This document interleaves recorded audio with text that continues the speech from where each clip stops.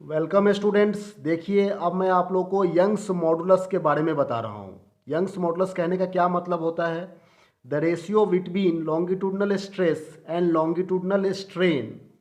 ठीक है, तो longitudinal stress upon longitudinal strain, इसके रेशियो को ही हम लोग यंग्स मॉडुलस कह रहे हैं। ये बात समझ में आ रही है?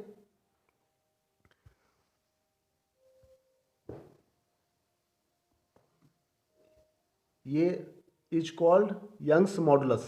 ठीक है, तो यंग्स मॉडुलस को हम लोग वाई से रिप्रेजेंट करते हैं। Y equal to F upon A, that is upon delta L upon L. F upon A कहने का मतलब क्या होता है? स्ट्रेस फोर्स अपॉन एरिया, मतलब लॉन्गिट्यूडनल स्ट्रेस है ये। और डेल्टा एल अपॉन एल कहने का मतलब लॉन्गिट्यूडनल स्ट्रेन। ठीक है, मान लीजिए यहाँ पर एक आप देख रहे हैं वायर है, और इस वायर का लेंथ कैपिटल एल है। ठीक है, इस वायर का लेंथ यहाँ पर कैपिटल एल है। अब इसमें हमने फोर्स लगा दिया तो इसमें एक्सटेंशन हो गया, डेल्टा एल एक्सटेंशन हो गया। ठीक है, तो delta L upon original length, इसको हम लोग क्या कहते हैं? लॉन्गिट्यूडनल स्ट्रेन कहते हैं। ठीक है, और ऊपर वाले फोर्स अपॉन एरिया, इसको हम लोग कहते हैं लॉन्गिट्यूडनल स्ट्रेस। तो इन दोनों के रेशियो को ही हम लोग वाई से रिप्रेजेंट करते हैं, यंग्स मॉडुलस जिसे हम लोग कह रहे हैं। ठीक है, ये बात समझ में आ रही है? तो अब देखिए, for a wire of length L stretch with a mass M and hung from a support Y equal to M G L upon pi R square delta L. ठीक है, तो एम जी मतलब वेट को represent कर रहा है। ठीक है, फोर्स कह लो या फिर एम जी कह लो, बात एक ही है। और इसे क्रॉस मल्टीप्लाई करके हम लोग ऊपर ले जा सकते हैं, एल हो गया। और एरिया मतलब पाई आर स्क्वायर, चूंकि ये सिलेंड्रिकल फॉर्म में है ये एरिया। ठीक है ना, पाई आर स्क्वायर हो जाएगा। और यहाँ पर डेल्टा एल, तो it has the unit of longitudinal stress and dimension of, इसकी डायमेंशन क्या बनेगी? M L to the power -1 T to power -2। ठीक है ना, यही इसकी डायमेंशन बनेगी। जो फोर्स देखिए डेल्टा एल अपॉन एल, इसकी तो कोई डायमेंशन बनेगी नहीं, यूनिट बनेगी नहीं, क्योंकि एल से एल कैंसिल आउट हो जा रहा है। ठीक है ना, फोर्स की dimension M L T to the power -2 और एरिया की एल स्क्वायर, तो इसे सॉल्व करके हो जाएगा M L to the power -1 T to power -2। ठीक है ना, इसकी यूनिट होती है पास्कल या फिर न्यूटन पर मीटर स्क्वायर भी कह सकते हैं, दो यूनिट है इसके, पास्कल या फिर न्यूटन पर स्क्वायर। अच्छा, अब बल्क मॉडुलस कहने का क्या मतलब है ये जरा समझ लीजिए। बल्क मॉडुलस क्या होता है? तीन तरह के मॉडुलस है, यंग्स मॉडुलस, बल्क मॉडुलस और ये रिजिडिटी मॉडुलस। बस ये तीन ही आपको सिलेबस में है, थ्री टाइप्स है इसके, और ये आपको नोट्स करने हैं, इसे लर्न करने हैं। तो देखिए, बल्क मॉडुलस कहने का क्या मतलब है? The ratio between the longitudinal stress and the volumetric strain is called the bulk modulus. ठीक है, लॉन्गिट्यूडनल स्ट्रेस और वॉल्यूमेट्रिक स्ट्रेन, इन दोनों के रेशियो को हम लोग क्या कहते हैं? बल्क मॉडुलस कह रहे हैं, बी से रिप्रेजेंट कर रहे हैं। ठीक है ना, तो force upon area that is upon delta V upon V. ठीक है ना, तो minus delta P upon delta V upon we.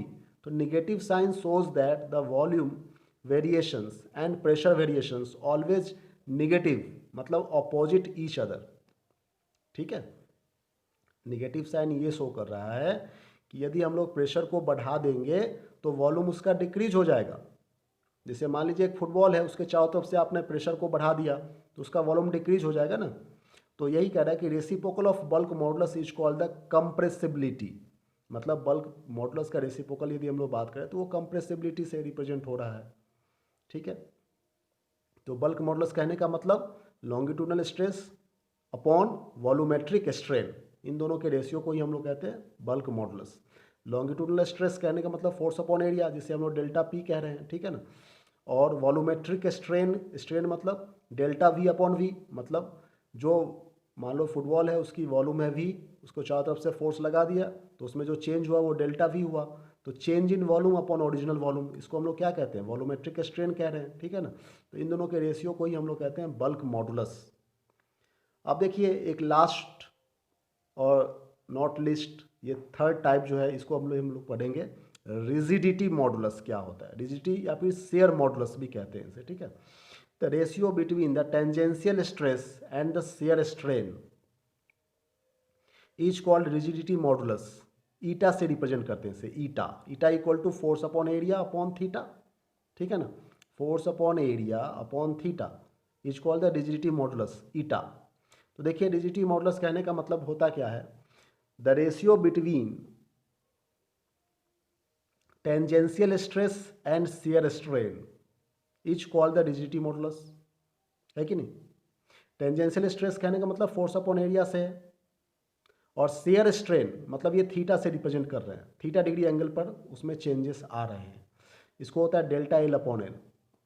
ये थीटा कहने का मतलब जैसे मान लीजिए यहाँ पर एक ब्लॉक रखा हुआ है सॉलिड लाइन से जो बना हुआ है, इस पर हमने एक हॉरिजॉन्टल फोर्स लगा दिया एफ, तो इसकी देखिए ये डॉटेड लाइन में ये शेप और साइज इसकी चेंज हो गई, तो यहाँ पर एक थीटा डिग्री का एंगल बन रहा है, ठीक है, ये थीटा डिग्री का एंगल हो रहा है यहाँ पर इन दोनों के बीच में। तो इसकी लेंथ है एल और ये डेल्टा एल शिफ्ट हो गया, तो डेल्टा एल अपॉन एल मतलब थीटा डिग्री एंगल पर ये रोटेट कर गया, ये जो डब्बा है उस पर अपने हॉरिजॉन्टल फोर्स लगाया तो इसका शेप और साइज चेंज हो गया ना, तो ये रोटेट ही कर रहा है, ठीक है। तो यहाँ पर वही कह रहा है कि थीटा इक्वल टू होता है डेल्टा एल अपॉन एल। तो बस ये 3 पॉइंट्स आप लोग नोट डाउन करेंगे अभी, जो कि मैंने अभी दिखाया है। पहला तो आप यंग्स मॉडुलस के बारे में लिखेंगे, ये 12 पॉइंट, ठीक है, और उसके बाद फिर ये 13 बल्क मॉडुलस और उसके फिर rigidity modulus. Thank you very much for watching this video.